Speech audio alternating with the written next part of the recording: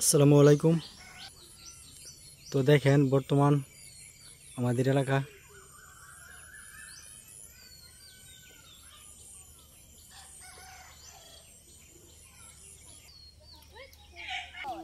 তো দেখেন পুলাওয়ানতে কি সুন্দর ভ্যান গাড়ি চালাইতেছে। আরেকটা ভিডিও করে দেখা জঙ্গলের ভিতরে ছিল, ওই যে দেখেন ওই জঙ্গলের ভিতরে ছিল, এই দেখেন এখন কি করবো বলেন। আচ্ছা তাহলে তোমরা থাও, তোমরা গাড়ি চালাও। হ্যাঁ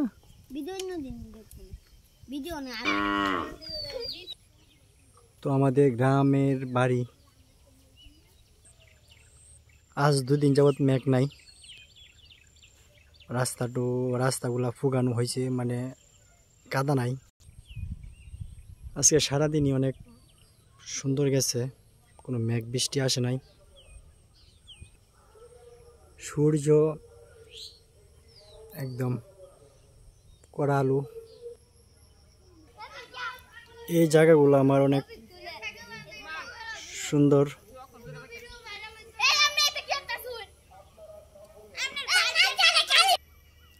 এইসব জায়গা অনেক মিস করি।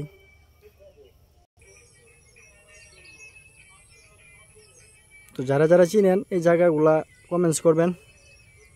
ওকে, ধন্যবাদ।